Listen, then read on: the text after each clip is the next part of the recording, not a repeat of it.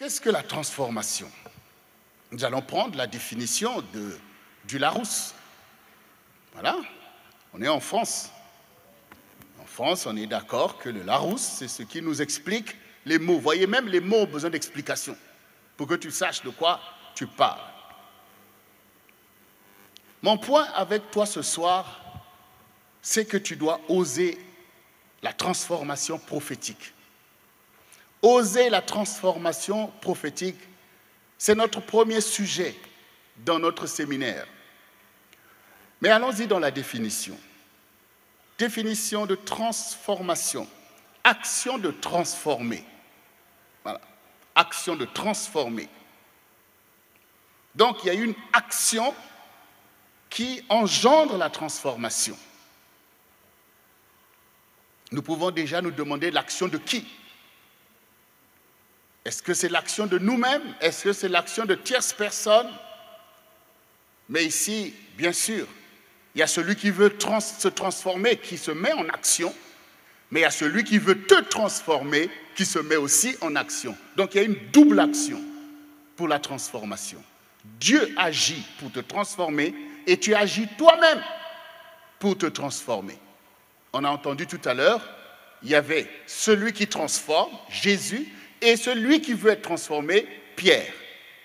Pierre était là devant sa réalité, devant son impuissance, et le Seigneur qui veut le transformer, qui lui dit « Ne t'inquiète pas, je ferai de toi un pécheur d'hommes », et qui dit « Je prie pour toi ». Donc Pierre avance, quand tu seras revenu, affermis les autres. Donc on voit bien une double action de celui qui ordonne la transformation et de celui qui entend la transformation avec intérêt. Et il y a l'objectif, Dieu met aussitôt l'objectif devant Pierre que ta transformation va impliquer l'affermissement de tes frères.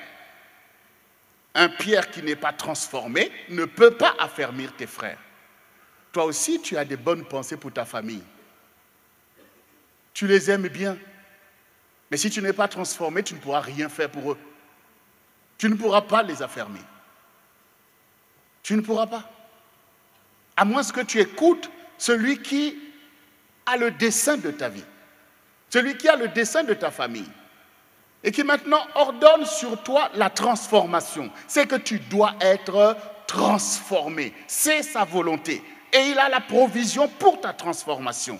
Il est là, il est équipé, c'est ce que Jésus dit à Pierre. Il dit, Satan t'a réclamé, il t'a réclamé, mais j'ai prié pour toi. Il voulait te cribler. Pourquoi Satan veut cribler Pierre?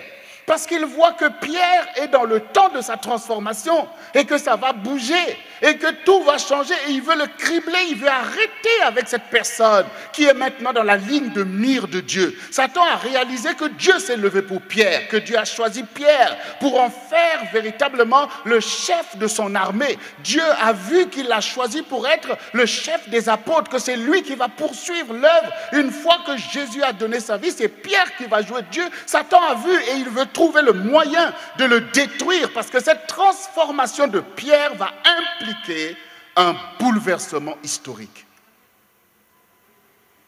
L'important, c'est le regard de Dieu sur toi. Dieu te regarde. Dieu a un plan avec toi. Tu es trop négligent. Voilà, tu es trop négligent. Tu es trop distrait. Mais ce soir, ose ta transformation prophétique. Transformation prophétique veut dire quoi? Ça veut dire qu'à la clé, il y a une vision. Il y a un objectif clairement défini par Dieu et non pas par toi-même. On change en fonction de l'objectif. Ceux qui font du sport, comme là au Stade de France ou comme on a vu dans les Jeux Olympiques, chacun se transforme en fonction de l'objectif. Celui qui court pour les Jeux Olympiques, ce n'est pas la même chose que celui qui court dans la cité.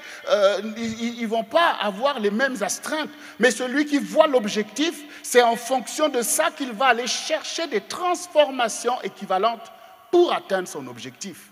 Donc, premièrement, qu'est-ce que Dieu te donne comme objectif? C'est quoi l'objectif de ta vie? Tu ne vas pas être transformé pour être transformé. On n'est pas des, comment on appelle, on n'est pas des haltérophiles, c'est ça? Les gens qui font de la musculation. Et ils deviennent castards, tout simplement pour dire regardez-moi. Mais c'est quoi l'objectif? Voilà, tout simplement pour que tu te vois que tu es musclé. Mais les muscles pour faire quoi? Voilà, ça ne sert pas de se transformer pour se transformer. Voilà. On est là pour atteindre les objectifs, on est là pour poursuivre nos objectifs. La transformation doit être équivalente à l'objectif assigné à ta vie. Voilà. Donc, sois attentif. Mais pourquoi la transformation est redoutable? On poursuit d'abord avec la définition. Donc, l'action de transformer. La transformation des matières premières. Par exemple, c'est des exemples qu'on prend. Les matières premières sont transformées pour devenir des choses que nous voyons au quotidien. Passage d'une forme à une autre. C'est ça la transformation. Il y a un changement de forme. On passe à quelque chose pour aboutir à une autre chose. C'est ça la transformation. Exemple, la transformation de la chrysalide en papillon. Vous voyez, il ne faut pas confondre la transformation avec le changement. Un changement ne veut pas dire transformation. Mais la transformation vient par le changement. Bon, regardez la chrysalide. Quand vous la voyez, elle ne ressemble pas à un papillon. Entre les deux, c'est très différent. Mais pourtant, c'est le même être. Avant, c'était une chrysalide. Après, ça devient une sorte de chenille. Et après, ça devient un papillon. Si vous les mettez tous là, vous dites à un enfant que c'est la même chose. L'enfant vous dit non, non, ce n'est pas la même chose. Mais pourtant, c'est la même chose, mais qui s'est transformée en 3 étapes déterminantes. L'étape de larve, l'étape de chenille, et chacun a sa vie entre ces 3 passages-là. La chrysalide qui est à l'intérieur en train de manger je ne sais pas quoi, et la chenille maintenant qui va manger les feuilles des arbres, et le papillon qui va prendre son envol pour aller butiner les trucs. Vous voyez, ce sont des vies qui s'enchaînent, mais qui ont une nature différente, qui ont des caractéristiques différentes. Donc là, nous voyons une transformation.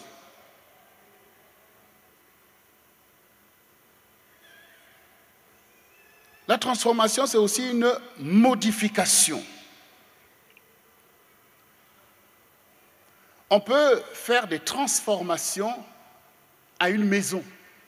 Comme nous qui sommes ici, vous voyez, ceux qui se rappellent de comment nous sommes rentrés ici, et les transformations qui ont lieu chaque fois, et nous voulons transformer encore, vous verrez que c'est toujours le même endroit, mais il y a des transformations qui ont eu lieu, qui changent la nature quand vous êtes dedans. Il y a des transformations à l'intérieur de la maison qui n'impliquent pas les transformations à l'extérieur, parce que quand on regarde ce lieu de l'extérieur, il n'y a rien qui a changé. Mais à l'intérieur, tout est en train de changer. Et ensuite, on peut faire des transformations à l'extérieur. Tout cela implique des choix et des réalités.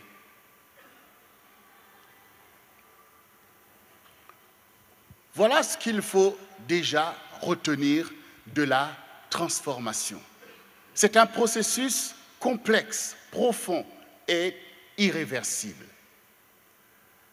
Donc je reviens sur la transformation prophétique. C'est la transformation prophétique que nous sommes en train de rechercher. Oui, les gens se transforment, on le voit. Notre génération voit ces choses. On voit des hommes qui deviennent des femmes. dans une transformation spectaculaire. Mais je ne veux pas que tu penses que je suis en train de parler de n'importe quelle transformation. Moi, je te parle de la transformation prophétique, c'est-à-dire quelque chose qui a à voir avec Dieu, avec le plan de Dieu pour toi. C'est une transformation spirituelle en fonction des objectifs de Dieu dans ta vie. Voilà. Les gens sont transformés. On voit des transformations. Mais quelle que soit la nature de la transformation que vous allez prendre, vous allez voir que c'est complexe, ce n'est pas simple. Il y a des choses, il y a un investissement qu'on reçoit pour aboutir à un changement. Mais quand il s'agit maintenant de ta transformation prophétique, il faut que tu comprennes aussi que c'est aussi complexe et même douloureux. Les choses que Dieu nous demande, nous les prenons comme pour de la philosophie. Mais en fait, ce n'est pas de la philosophie. C'est une parole qui est comme une épée qui blesse. Dieu blesse ta vie. Et il faut que tu l'acceptes. Parce que c'est pour te changer. La parole de Dieu est comme un marteau. Dieu frappe le rocher le plus sec pour que le rocher puisse libérer l'eau. Dieu frappe ta vie parce que ton cœur est devenu comme un roc. Il faut que tu reçoives la parole dans son impact. Dans son impact.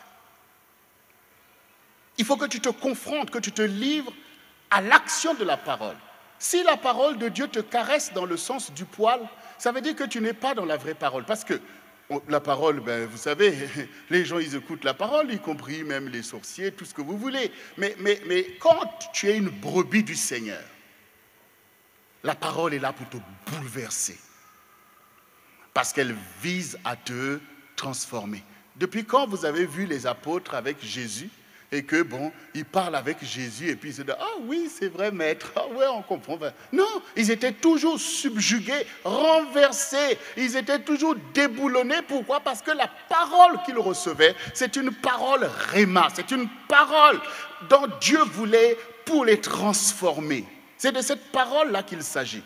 Quand cette parole est sortie, ceux qui ont suivi Jésus, qui ont mangé de pain, ils ont fui. Ils ont dit, qui peut écouter une telle parole? Qui peut écouter une telle vérité? Qui peut écouter un tel focus de Dieu sur nos vies? Qui peut écouter une telle parole? Ils ont fui. Ils ont fui. Ils ont fui, hein? Vous savez, dans l'église, on peut raconter des histoires, on rigole, on rigole, on rigole. Mais ce n'est pas ça qui va nous guérir. Ce n'est pas ça qui va nous transformer. Jérémie l'a dit, qu'ils prennent la fille de mon peuple à la légère. Tu as besoin d'une parole qui te renverse. Voilà. Parce qu'il y a des choses à renverser au milieu de toi. Il y a des choses à renverser. Ta mentalité doit être renversée.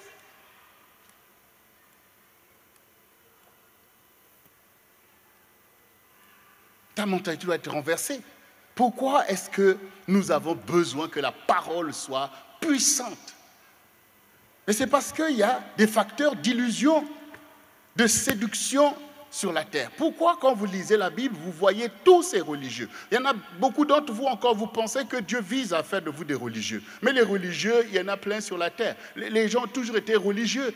Cette attitude-là, ce n'est pas ce qui vous fait devenir disciple du Seigneur. Il y a toujours des religieux. Ceux qui ont crucifié Jésus, c'est qui? Ce n'est pas des religieux. Vous croyez qu'ils n'aimaient pas Dieu, qu'ils n'avaient pas une intention de servir Dieu? Mais est-ce que tu t'es confronté à la parole? Est-ce que Dieu t'a mis au creuset, comme quand on met l'or et l'argent pour en révéler la pureté? Est-ce que Dieu t'a délivré des scories de ta pensée, de tes sentiments? Pourtant, ces choses sont mesurables. Avec un peu d'honnêteté, nous pouvons voir l'état de nos pensées, que ce n'est pas du tout à la gloire de Dieu. Nous pouvons voir nos sentiments, nous pouvons voir ces choses. Mais quand nous faisons ce constat, est-ce que nous venons au creuset? Est-ce que nous demandons au Seigneur de nous purifier dans la vérité? Parce que purifier veut dire mettre au feu. Voilà. Mettre au feu. C'est-à-dire que Dieu crée un environnement qui va te purifier. Oui, mais il faut que tu le choisisses aussi. Parce que beaucoup sont appelés. Peu d'élus. Dieu appelle. Il ne va pas te forcer, mais il t'appelle. Et Dieu peut manifester un zèle particulier pour te faire savoir que ça te concerne. Cette formation, cette transformation, cet appel te concerne. Si tu obéis bien à la voix de l'Éternel, tu seras béni. Tu seras béni. Il faut chercher la vraie bénédiction. La vraie bénédiction, c'est d'être ami avec le Seigneur. C'est d'être sauvé. C'est d'être dans la justice. C'est l'héritage des sanctifiés dont on a parlé. Et non seulement toi, mais ta maison avec toi. Il faut oser, il faut du zèle. Il faut du zèle pour ça. C'est pour ça que je disais tout à l'heure que moindre chose, ça t'arrête. Oh, c'est compliqué. Oh, c'est difficile. Alors que quand on regarde bien, on est toujours dans le service minimum. Et donc, on veut s'aménager un environnement propice à libérer cet impact de la parole, cette immersion. Voilà, c'est ce que tu as besoin. C'est ce qu'on a besoin. Quand vous venez, que vous commencez à écouter la parole de Dieu, elle commence à vous transformer. Et vous commencez à voir ce qu'on disait tout à l'heure. Ceux qui se conforment, qui commencent à être déstabilisés. Mais toi, mais comment ça? Tu es toujours trop dans ceci, tu es toujours comme ça. Et donc on commence même à te dire que, mais oui, on t'a fait un lavage de cerveau. Comment vous allez adhérer aux choses de Dieu si vous êtes toujours si le diable a formaté votre mentalité au mal, au péché, à l'intrigue, à la séduction? Comment on fait? On voit ces choses, on peut être étonné de certaines personnes qui sont là dans l'église depuis 20 ans, 30 ans. Mais quand vous voyez l'ampleur de la séduction, vous vous dites que non, Seigneur, là il faut laver un peu le cerveau là. Mais oui, dans le monde, on prendrait ça pour l'aliénation. Mais quand vous comprenez la parole de Dieu, si vous voulez écouter le Seigneur Jésus tel qu'il parle, et non pas tel que vous voulez qu'il parle, vous allez voir que c'est radical ce dont il est parlé. Il est question de puissance, de domination. Regardez tout ce que le diable fait. Regardez même ce qui se passe dans notre génération. Regardez vous-même, on voit tous ces grands qui se retrouvent, G7, G ceci, des réunions à tout va, mais regardez l'ampleur de la destruction, regardez combien de gens meurent, la guerre continue, alors qu'on pourrait se dire que là vraiment il y a maintenant l'amitié entre les Américains, les Russes, tous les grands se retrouvent, des réunions à tout va, mais pourtant l'iniquité n'a jamais été aussi accrue que maintenant. Et tout ça, au su et au vu de nous tous, maintenant on est tous connectés avec toutes ces abominations. Parfois on peut même se rendre complice quand nous voyons ces choses et qu'on n'arrive même plus à réagir, qu'on ne sait même plus entre la frontière entre le bien et le mal. Avec tous les moyens que notre génération a acquis pour pouvoir régler les problèmes. Mais pourtant, vous voyez, l'iniquité est là. Vous voyez l'injustice à longueur de journée. On parle un peu, mais les choses sont là. Vous voyez vous-même. Vous voyez qu'il y a quelque chose qui ne va pas. Tout ça pourquoi? Mais parce que les gens ont rejeté Dieu. Les gens ont rejeté Dieu. Ils sont livrés au Dieu de ce siècle, qui est Satan, le champion de la manipulation de la pensée humaine. Champion de la manipulation. À quoi sert le sang de Jésus? Que dit le Seigneur? Qui sont sauvés? N'est-ce pas ceux qui ont lavé leur robe dans le sang de l'agneau? C'est quoi ta robe? Voilà. Sinon, ce serait facile. Nous tous, on va acheter une robe blanche.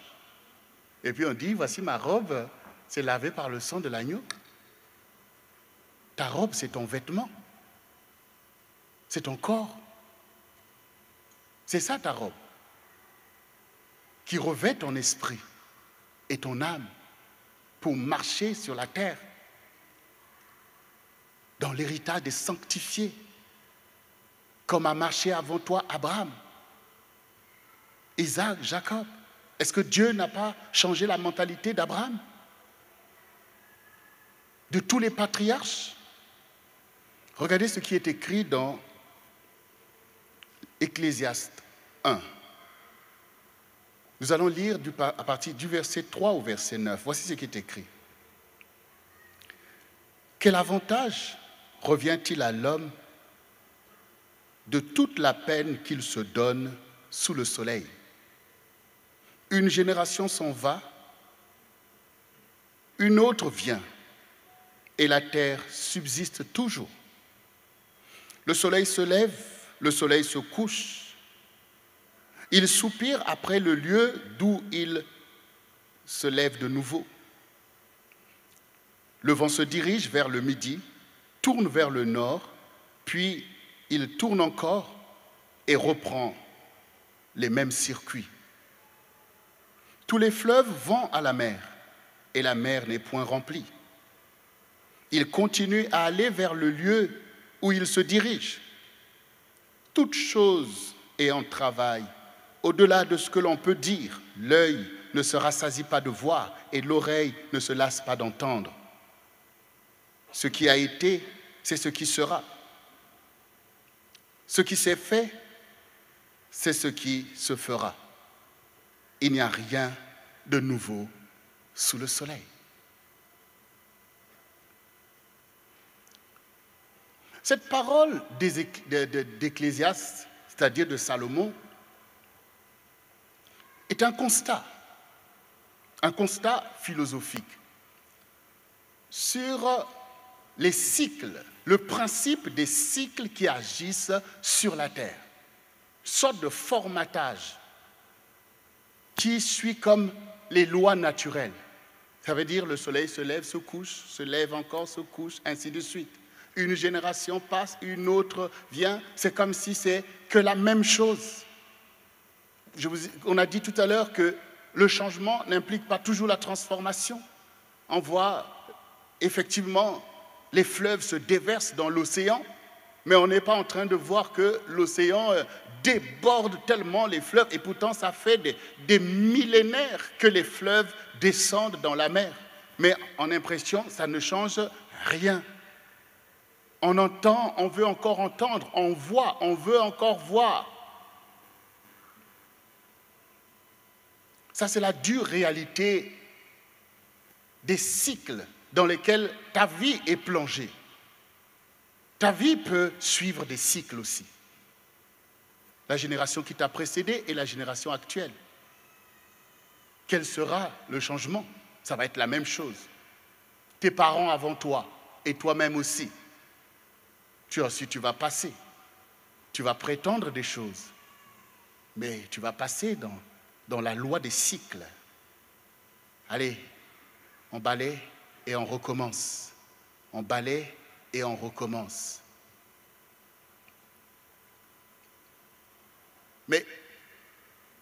Mais Dieu appelle. Que veut dire l'appel de Dieu? Que veut dire la révélation de Dieu au milieu de ce principe cyclique de nos vies? De faire exactement comme ceux qui nous ont précédés.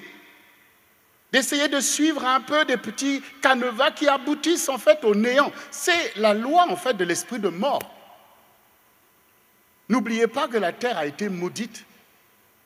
Oui, la terre est maudite. Il faut le savoir. C'est pour ça qu'il y a tout ce qui se passe, des guerres, des tremblements de terre et toutes ces choses. Mais le Seigneur dit pour vous, Dieu a changé la malédiction en bénédiction. Donc le principe de la malédiction est toujours là. Le principe de la mort, le principe de la poussière, en vertu duquel tout retourne à la poussière. Tout retourne à la poussière. L'espérance, tu montes et boum, ça retombe. C'est la loi de l'esprit de mort. Et nous avons fait beaucoup de séminaires sur la régénération, la vallée des ossements. L'homme est pris dans ce cycle de la mort. Il faut s'en rendre compte. Il faut s'en rendre compte. Quand les apôtres ont dit à Jésus, ils ont dit, mais maître, finalement, qui peut être sauvé? Le Seigneur leur a dit, à l'homme, cela est impossible. Mais à Dieu, tout est possible. possible. Donc, nous ne pouvons pas changer, nous ne pouvons pas nous extirper de cette loi de la mortalité qui anéantit tout l'espoir, qui anéantit les choses, qui nous font tourner comme dans un cycle qui est là. On est pris dedans. Nous ne pouvons pas. Mais Dieu peut. Or, Dieu est notre Dieu. Or, Dieu nous donne la foi. Et le Seigneur ajoute, tout est possible à celui qui croit. Donc, ça fait 2. Dieu peut, celui qui croit peut. C'est ça qu'il faut réaliser. C'est pour ça que nous ne voyons pas l'importance de notre foi, parce que nous n'en voyons pas en fait que c'est quelque chose de très puissant pour faire alliance avec Dieu. Parce que c'est beaucoup plus facile pour nous de nous conformer dans ces cycles-là, d'être là comme ceux qui nous ont précédés, d'être là dans les assemblées, on continue, ça tourne, on fait un peu et que ça aboutit aux mêmes choses. Quand le soleil se lève, il arrive là, au midi, on dit « Waouh, le soleil, c'est fort !» Mais laissez un peu le temps, vous allez voir, ça baisse, après boum, il n'y a plus le soleil. Et il recommence. Toi aussi, il y a des choses que tu essaies de faire, après, boum, tu recommences, tu essaies de faire, aujourd'hui, tu te motives. Vous voyez, c'est comme, par exemple, quand on arrive le 31 décembre. Qu'est-ce qu'on se dit? Alors, cette année, ça va être tout un tas de choses. Après, là, janvier, février, mars, tu es comme ça. Avril, tu commences, les mois de mai, tu commences, des 6 mois maintenant, le mois d'août, tu continues, septembre, allez, ça recommence, octobre, novembre, décembre, tu es revenu de là où tu es parti. Après, tu entends bonne année. C'est une bonne année. Cette année-là, allez, c'est parti, tu recommences. Tout ça là. Tu avances. 6 mois après, allez, tout ça, tu recommences. Il faut s'en rendre compte. Il faut se réveiller. Il faut se réveiller. Il faut une révolution. Il faut une transformation. Dieu est celui qui nous délivre des lois de la pesanteur. Oui, ce sont les lois de l'esprit de mort. Ce sont les lois de la pesanteur. Quel que soit le système auquel vous êtes confrontés, ces lois-là agissent. Ces lois agissent. Quand vous regardez même le système judiciaire, on est dans un pays de droit. Waouh, merci Seigneur. Parce que dans d'autres pays, ce n'est pas le cas. Mais quand vous êtes dans le système, quand vous êtes victime, ça va vite. Quand on vous fait tourner là, voilà, toi ceci, tout ça, mais quand vous avez gagné un procès, pour rentrer dans votre droit, là vous vous rendez compte, vous vous dites, mais soi-disant les huissiers de justice, c'est-à-dire les huissiers sont des gens qui aident la justice à fonctionner. Mais quand il s'agit de ton droit, ça devient des huissiers de l'iniquité. On ne veut pas te faire droit. Même ce que la justice a dit qu'on doit te le rendre, maintenant, pour le récupérer, non. La pesanteur. Parce que ce sont ces lois-là qui agissent. Ce sont les lois que Satan... En fait, c'est le règne de Satan. C'est ça qu'il faut. Parce que le règne de Satan, c'est le règne de l'injustice. C'est exactement ce que la parole dit. Il dit, malheur à la terre, car Satan vient et il est en colère, cherchant qui dévorer, qui détruire. Et le Seigneur lui-même dit, le prince de ce monde de ténèbres. Souvenez-vous, quand Satan est venu pour tenter Jésus, il a dit, regarde, ces royaumes et leur gloire, ça m'appartient. Effectivement, il a établi des lois, des principes qui agissent et qui font que dans la mentalité humaine, qui font que l'iniquité est là. Et ces idéologies opèrent. Et tu es toi-même recueillis par ce système. Il faut le réaliser. Nous venons au monde dans le système. Malgré le dessein de Dieu sur nous, mais nous sommes plongés dans un statu quo. Tu es plongé dans ta famille. Et dans ta famille, il y a des règles, il y a des esprits familiers. Il y a des dominations, des principautés, il y a des aberrations. Il y a le péché, il y a même la méchanceté, il y a des choses. Tu es recueilli dedans. Et donc, profitant de ton ignorance, le diable va commencer à te formater à des choses. Parce qu'il veut te détruire. S'il avait la possibilité de détruire qui il veut, il le ferait. Mais il n'a pas cette possibilité-là. Mais il a une capacité de manipulation qui peut te faire prendre des chemins de l'anéantissement et de la destruction. C'est son travail, de te faire croire des choses pour t'égarer. C'est la puissance de l'égarement. C'est la puissance de l'égarement.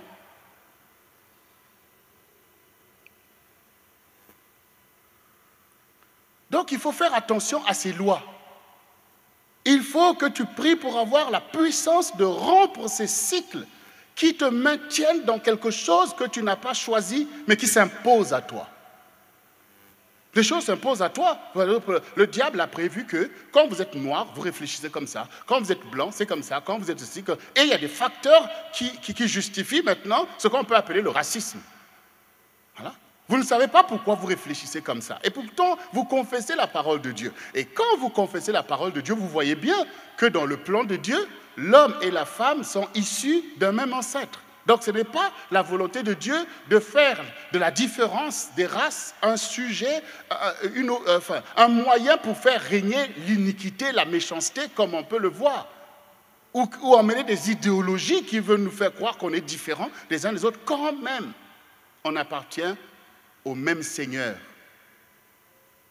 Mais comment le diable arrive à faire des choses? Comment il arrive à t'anesthésier alors que tu cherches la parole, alors que tu entends la parole de Dieu, mais que devant, quand tu es dans la réalité, que ce n'est pas la parole qui va prévaloir, mais c'est tes considérations qui étaient là depuis. Avant toi, tes ancêtres, avant toi, pensaient la même chose. C'est de ça qu'il faut réfléchir, parce que ça t'empêche de changer, ça t'empêche de te transformer. Il faut prendre conscience des facteurs qui agissent de la terre. Quand tu lis la Bible, mais sois étonné de voir, mais pourquoi le peuple de Dieu? Mais comment Jésus s'est retrouvé isolé comme ça? Mais comment un petit nombre de Juifs ont cru en lui, l'ont suivi? Mais comment est-ce que... Il faut s'étonner de ces choses parce que du coup, ça va te délivrer de ta propre religiosité. Oui. Parce que le diable te fait croire que la religiosité, c'est la connaissance de Dieu, et tout ça. Mais non, non. La religiosité est une attitude qui fait que nous croyons dans quelque chose qui est au-delà des apparences, quelque chose qui transcende. C'est-à-dire, c'est une projection dans quelque chose de transcendantal. Donc, on est dans une attitude qu'on s'attend à quelque chose qui échappe à la raison. Donc, et il y a tout type de religieux. Les religieux ne veulent pas dire chrétiens. Voilà. Et il y a toujours eu des religieux sur la terre. Des gens qui se mettent dans une attitude, quand ils croient dans des choses, dans une sorte aussi d'idolâtrie. Mais le Seigneur, lui, il est venu chercher des disciples. Il n'a pas dit aux apôtres, allez et faites de toutes les nations des religieux. Il a dit, faites de toutes les nations des disciples. Parce que même ta religiosité peut t'aveugler. Regardez vous-même.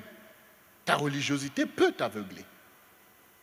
Quand les enfants d'Israël étaient dans le désert, Dieu a dit à Moïse de fabriquer un serpent d'airain. Et d'élever ce serpent d'airain pour que tous ceux qui vont pouvoir regarder ce serpent d'airain soient délivrés de la morsure des serpents brûlants. Mais quand vous lisez la Bible, vous allez voir que du temps d'Ézéchias, ce serpent d'airain était devenu une idole. Et c'est Ézéchias qui l'a détruit. Voilà.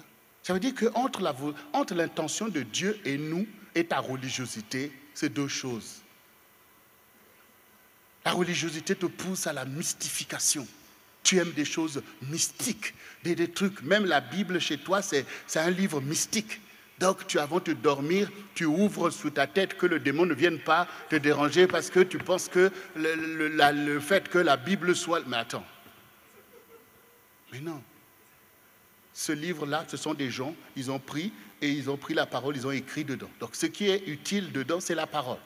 C'est la parole qui est utile à ta transformation. C'est la parole. Et c'est ta transformation qui te délivre de Satan. C'est ta transformation. C'est ta transformation qui te délivre de Satan. Mais Pierre s'est transformé, il a été transformé. Et vous avez vu ce qu'il a fait à Satan. Mais il faut réaliser. Donc, ce qui importe, c'est la connaissance. Or, la connaissance, c'est pour les disciples. Un disciple, au contraire d'un religieux, le disciple, c'est quelqu'un qui veut apprendre. Il veut connaître et il est là pour accomplir la volonté de son maître. Ça veut dire que si le maître veut régner, eh bien, il va le faire régner. C'est ça la différence. Regardez même les disciples de David, quand il était pourchassé par Saül. Même ces voyous-là qui sont allés vers lui, ils sont devenus ses disciples. Et quand les gens de Jérusalem ont dit que David ne rentrera pas ici, ils ont dit, ah bon, ben, c'est ce qu'on va voir. Et ils ont fait régner David sur Jérusalem. C'est ça la différence.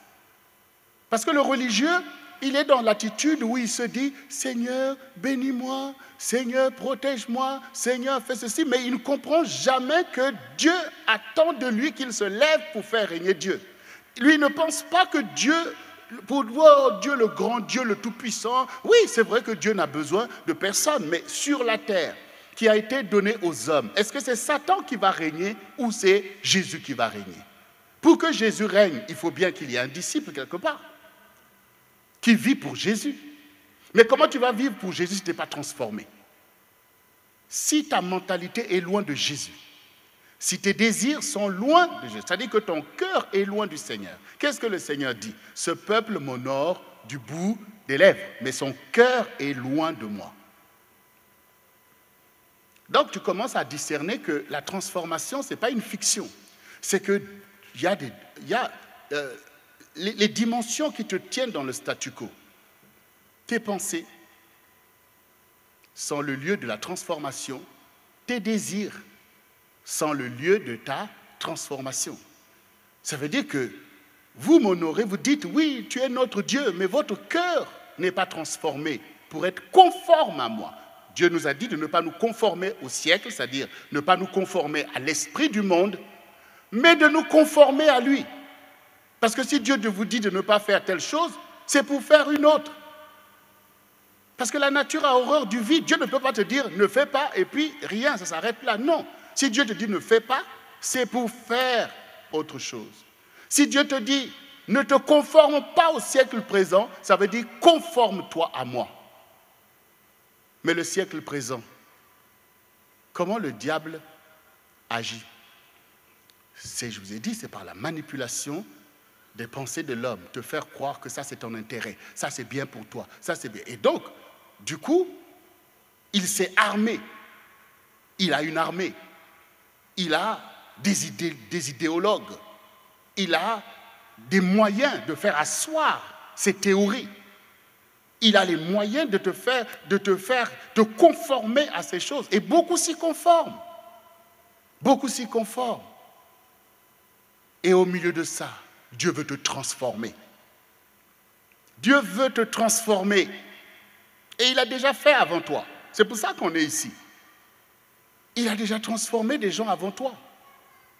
L'important, c'est que tu rentres dans ta maturité spirituelle pour dire, Jésus, on y va. Je veux être transformé. Et cette transformation, ce n'est pas seulement le fait que, ah oui, avant j'étais païen, j'allais en boîte de nuit, maintenant que je suis dans l'église, voilà, j'ai changé et puis tout va bien. Non, même au milieu des religieux, Dieu veut te transformer. Mais oui, Dieu veut te transformer. Tu es là, mais Dieu veut te transformer. Parce que les choses ne peuvent pas rester en l'état. Les objectifs de Dieu courent devant nous. Oui, il faut que tu fasses un choix aussi. Il y a un choix collectif de nous encourager à avancer avec le Seigneur. Mais le choix personnel que tu fais devant Dieu pour dire, Seigneur, beaucoup refusent d'être transformés. Beaucoup refusent de se conformer à toi. Mais moi, Seigneur, j'accepte. Souvenez-vous ce que le Seigneur a dit à Ésaïe. Ésaïe 6. Qui marchera pour nous? Ésaïe a dit, me voici Seigneur, envoie-moi. Et un ange est venu le sanctifier. Oui. Et si vous lisez la vie d'Ésaïe, vous allez voir jusqu'à où s'est allée cette transformation. Offrez vos corps comme un sacrifice. Là, il faut maintenant focaliser sur le résultat de l'action de Dieu et non pas seulement sur « Oui, Seigneur, alléluia » et tout. Non, il faut maintenant que tu focalises sur le résultat de ce pourquoi Dieu parle, la conséquence de l'évangile. la vraie conséquence de l'évangile, quand le Seigneur dit, vous porterez beaucoup de fruits. C'est le fruit maintenant que tu dois voir. C'est le fruit qui témoigne en dernier ressort. Ce n'est pas ton intention. Ton intention, au départ, c'est déjà bien. Seigneur, me voici, je me donne à toi. Seigneur, je veux te servir. C'est déjà bien, ça te pousse.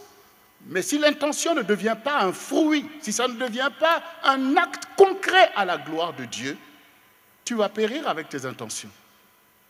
Donc, il faut que tu t'intéresses plus aux fruits que tu dégages qu'à tes intentions.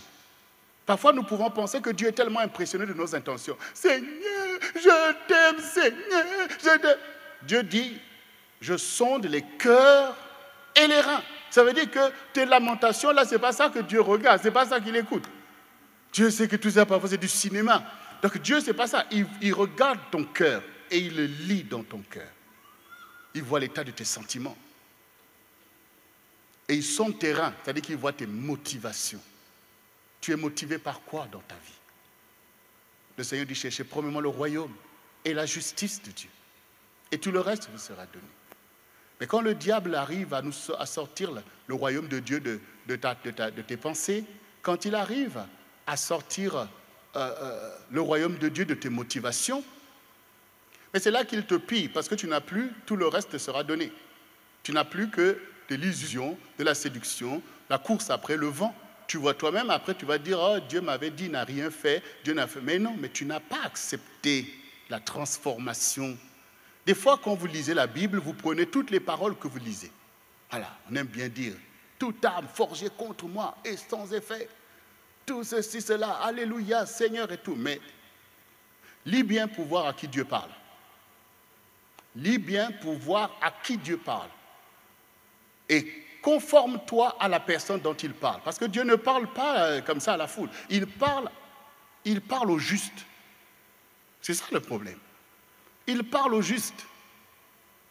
Donc, si tu veux cet héritage du juste, c'est à toi de te conformer à la justice. C'est à toi. Quand Dieu parle, tu lis par exemple que Dieu parle à Jérémie. Et tu te sens appelé par ce que Dieu dit à Jérémie. Tu as compris que tu dois ressembler à Jérémie. Mais tu veux rester toi-même et tu penses que cette parole qui a été établie sur un témoignage précis va dévier de son objectif. C'est ça les illusions. Ce n'est pas Dieu qui nous met dans l'illusion. Dieu nous parle, Jésus parle clair et net. Jésus parle clair et net. Voyez quand le Seigneur dit que beaucoup viendront. Seigneur, on a fait, je ne vous connais pas. Ces choses doivent nous délivrer de la séduction et de l'illusion. Il faut réaliser, il y a un combat sur la terre. Il y a un règne. Il y a un règne. Le Seigneur dit, quand vous priez, dites, notre Père qui est aux cieux, que ton règne... Mais oui, mais comment le règne vient si tu ne l'acceptes pas? Tu veux que Jésus règne sur les autres et sur toi-même, tu ne l'acceptes pas? Tu n'acceptes pas le règne de Dieu? Tu fais ce que tu veux pour Dieu, mais quand Dieu veut quelque chose que tu ne veux pas, c'est fini. Donc il ne règne pas. Tu fais les choses en fonction de ce que ça te plaît. Dieu n'est pas ton camarade. Il est ton roi. Il domine sur toi. Hein? Vous voyez, il y a le diable, en fait, dans sa stratégie pour détruire, en fait, pour égarer le monde, il piège des notions importantes de nos vies. Par exemple, il te fait croire que certaines notions, comme la soumission, il te fait croire que c'est vraiment une lâcheté, c'est une aberration, c'est de prononcer même le mot soumission. Et bien donc, c'est comme ça qu'il emmène l'esprit de rébellion, en fait. Il emmène l'esprit de rébellion. Et maintenant, au lieu que tu te rébelles contre le monde, en fait, tu veux te rebeller contre Dieu. Tu veux te rebeller contre Dieu, pourquoi? Parce que les choses que Dieu demande sont des choses parfaites. Ce sont des choses élevées, ce sont des standards élevés. Donc c'est beaucoup plus facile de se rebeller contre quelque chose qu'on n'arrive pas à faire. Voilà. Pour dire, oh Dieu ceci, oh non ceci, pour se conformer comme tout le monde. Marcher dans les mêmes abominations, les mêmes péchés, les mêmes choses. Et puis néanmoins se dire, oh Seigneur, tu vois, je suis quand même ton enfant et tout. Non, il faut une conformité. Non pas avec le siècle, mais une conformité avec la parole de Dieu. Celui qui entend mes paroles et les met en application est comme une maison bâtie sur le roc. Parce que les lois de l'esprit de mort agissent sur la terre. La tempête agit, comme nous voyons là, la tempête Matthew qui est en train de tout dévaster. Voilà.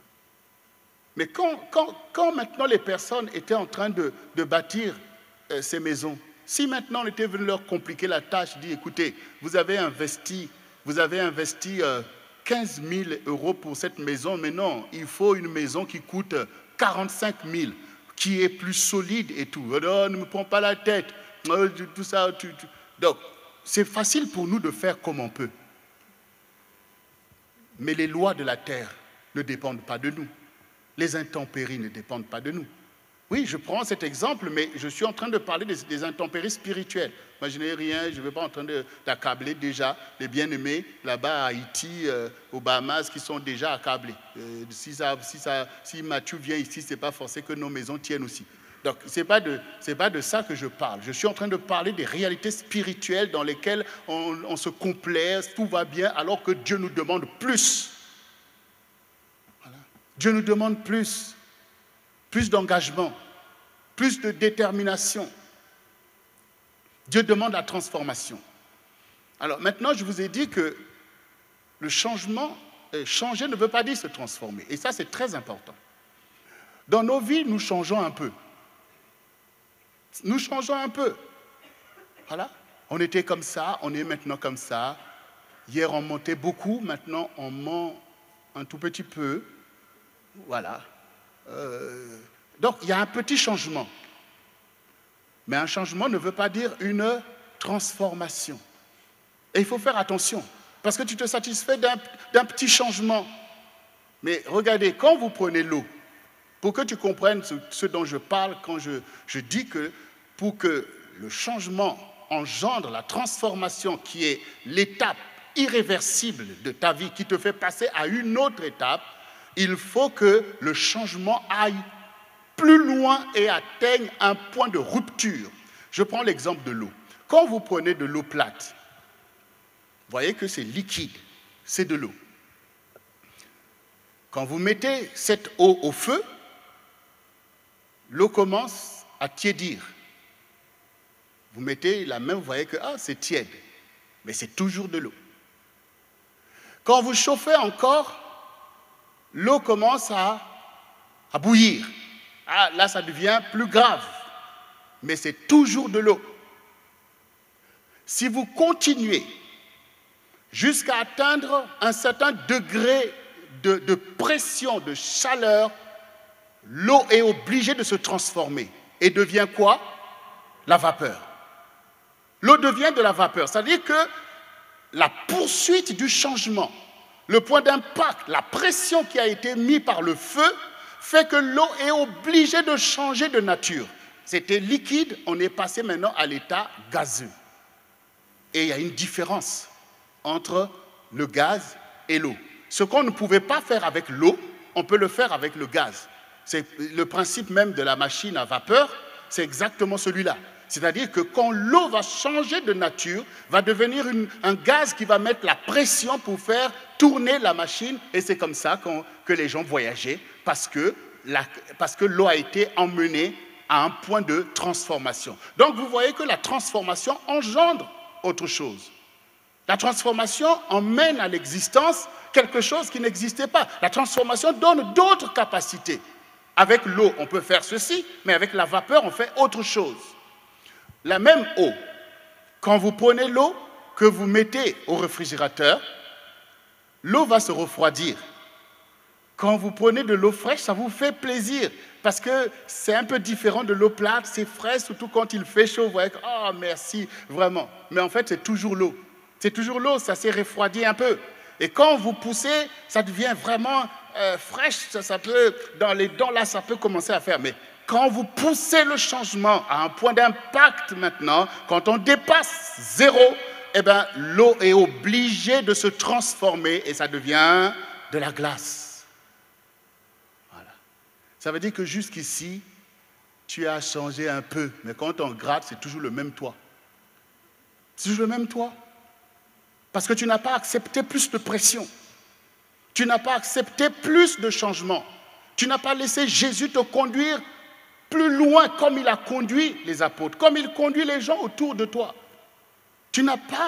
Quand on te dit de prier, oui, tu pries notre Père qui est dans le ciel. Non, tu n'as pas accepté le baptême. Tu n'as pas accepté d'aller que c'est ma vie. Tu n'as pas accepté cette vie-là. Il faut que tu poursuives.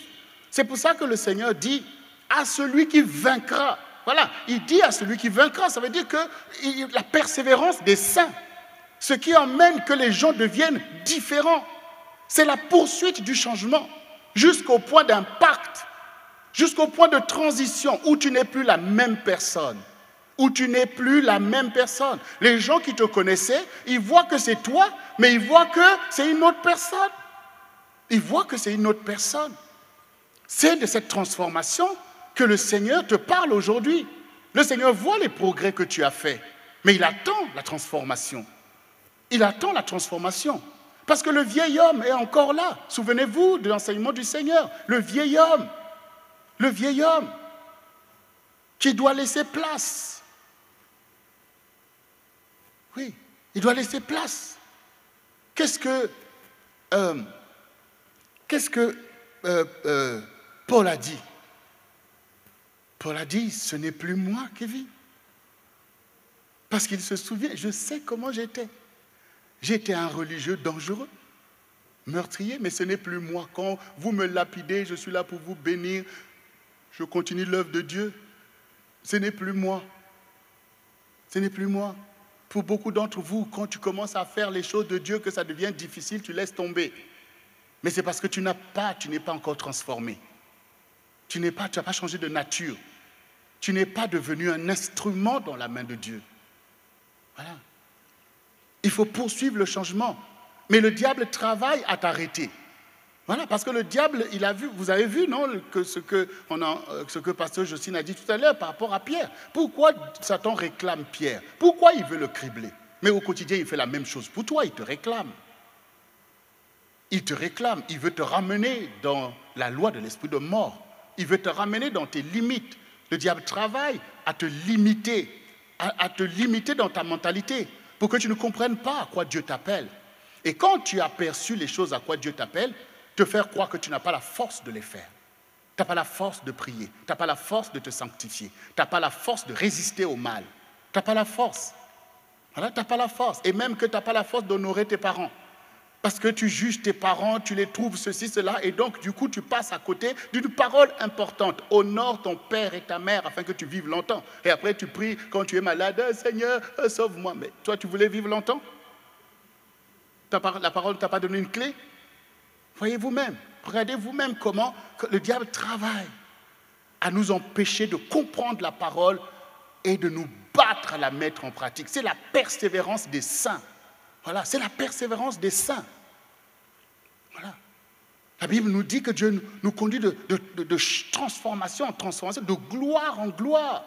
Dieu a un objectif. Il a un objectif. Le Seigneur dit, celui qui veut conserver sa vie la perdra. Ça veut dire que toi, tu es dans la logique du statu quo. Ouais, parce que le monde, c'est un monde de statu quo. Les choses sont comme ça doit rester comme ça. Voilà, un tel à sa place, un tel autre à sa place, telle chose. Et le diable, il règne, il détruit, et c'est ce qu'il veut garder. Ça, c'est le statu quo. Et toi, tu es dominé par le statu quo. Tu es victime du statu quo. Oh, c'est comme ça, hein? Oh, Dieu lui-même, il sait, hein?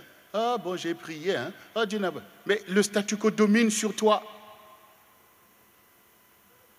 Le péché domine sur toi. Mais ce n'est pas à ça que l'Évangile t'appelle. L'Évangile dit, le Seigneur dit, vous n'avez pas encore souffert jusqu'au sang pour obéir à Dieu. Ça veut dire que cette révolution que l'Évangile demande vise véritablement d'abord à te délivrer du mal. Parce que si le péché demeure dans ta vie, tu es esclave de Satan. Tu es manipulé. Mais le Seigneur vise d'abord à nous sanctifier. La transformation, elle est d'abord une rédemption. Elle est d'abord salutaire. Dieu ne nous transforme pas pour notre mal, mais il nous transforme pour notre héritage. Il nous transforme pour notre héritage. Mais si Dieu a agi d'une façon radicale, ça veut dire que Dieu a envoyé la parole et que ça n'a pas suffi pour régler le problème du péché et qu'il a fallu que lui-même vienne jusqu'à se laisser clouer sur ce bois. Si Dieu a été aussi radical dans son engagement, qu'est-ce qui nous fait croire que notre complaisance n'est pas préjudiciable? Lisez vous-même la parole, lisez et voyez lisez le témoignage des apôtres. Parce que les apôtres ont été avec Jésus, ils ont suivi tous ses enseignements, donc ils sont bien placés pour enseigner l'Église.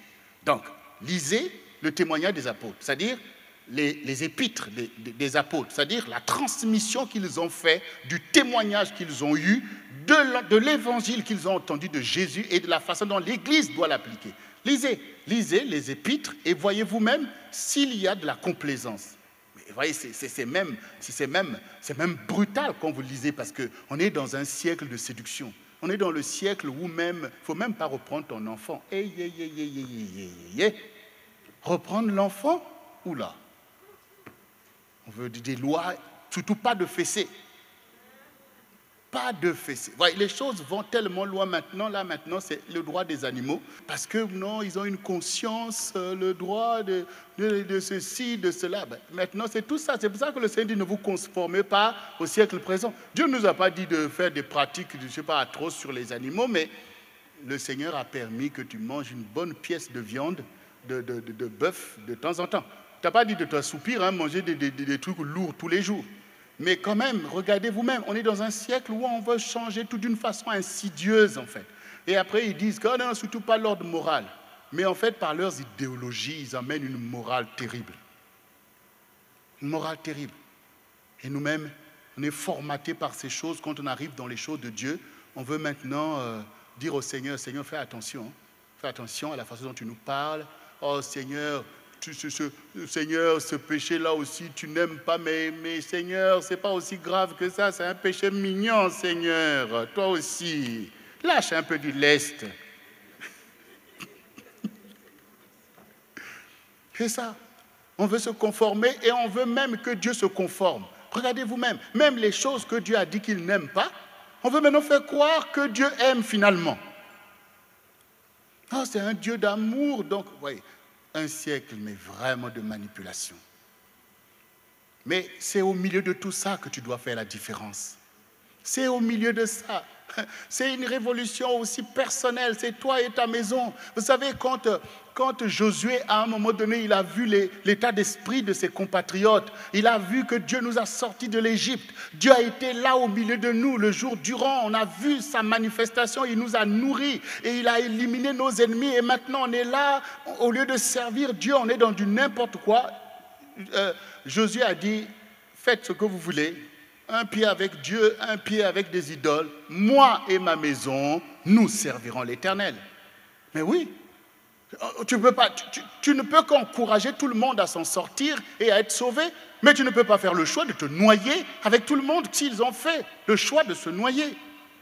On ne peut être que là pour bénir, pour encourager les autres, mais il n'y a aucune loi qui te demande d'aller toi aussi périr quand les gens ont choisi de se détourner de Dieu. Moi et ma maison, nous servirons l'Éternel. Toi, tu dis quoi? Qu'est-ce que tu dis au Seigneur? Est-ce que Dieu parle en vain? Il faut bien quelqu'un qui entende la parole de Dieu et qui croit. Il est question de croire dans la parole. Vous savez, croire en Dieu est une chose, mais croire dans ce qu'il dit en est une autre. Mais oui, beaucoup croient en Dieu, même beaucoup de païens, ils croient en Dieu. Mais ils ne croient pas l'Évangile, ils ne croient pas que Dieu veut conduire nos pas, nous dire ce qu'il faut faire. Non, non, non. Eux, ils pensent que la religion est importante. Donc ça veut dire qu'il n'y a pas de problème pour eux de venir le dimanche, par exemple, à la messe. Il n'y a pas de problème pour eux qu'à la mort, que ça passe par la case église. Il n'y a pas de problème pour eux que pendant Pâques, on vienne à l'église. Il n'y a pas de problème pour eux d'avoir des crucifix. Il n'y a pas de problème pour eux, tout cela. Mais un Dieu qui est vrai, qui dit qu'il n'appartient pas à l'homme quand il marche à conduire lui-même ses pas.